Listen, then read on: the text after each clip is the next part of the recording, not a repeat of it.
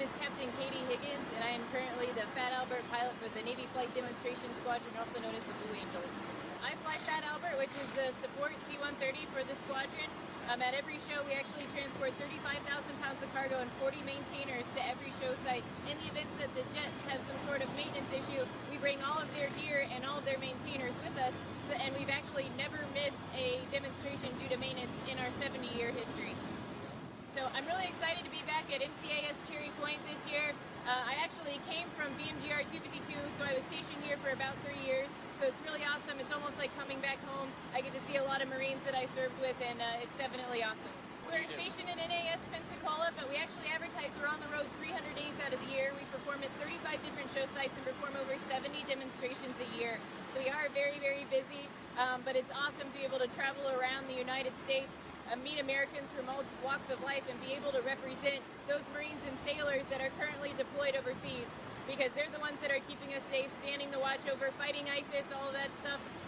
It's great to be able to represent them and remind the American people that are still people over there sacrificing for us, and their families are back here missing them. So it's cool to bring attention to them and remind people that we're still fighting overseas. In addition to being the support aspect where we bring all of that equipment with us, in the events that the jets need some parts that are not located here, Fat Albert, after the show, will actually go to either Beaufort or Oceana, somewhere like that, and pick up the parts that the jets need and bring them here so we can fix them for the next day. But we also do our own demonstration during the show that's 10 minutes long, and we actually fly about 40 active duty military, in this case probably Marines, this weekend at every demonstration. So to hear them get excited and to scream and get fired up in the back, that's definitely probably the best part about flying Fat Albert. The application process is actually fairly long, so they'll release a MAR admin that basically lists the requirements, certain hours requirements and things like that, qualifications.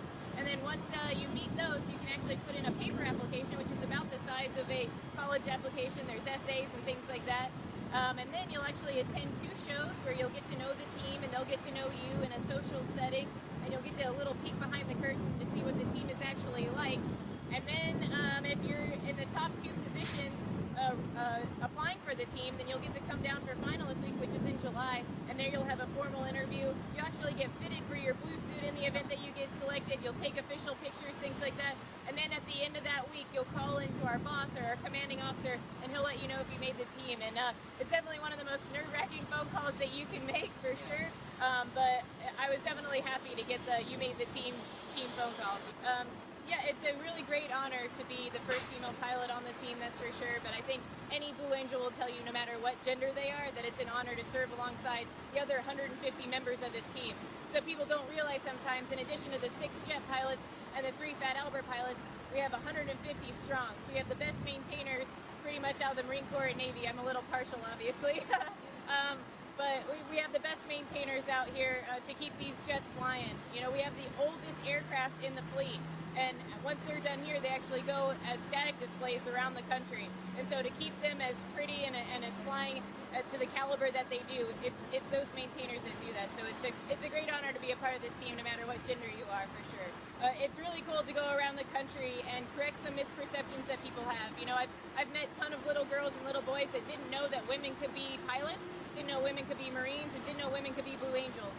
And so to be able to correct those misperceptions and basically tell everyone, no matter what their gender, that they could be whatever they want to be when they grow up, that's a great feeling. And to be a role model like that to younger children is great.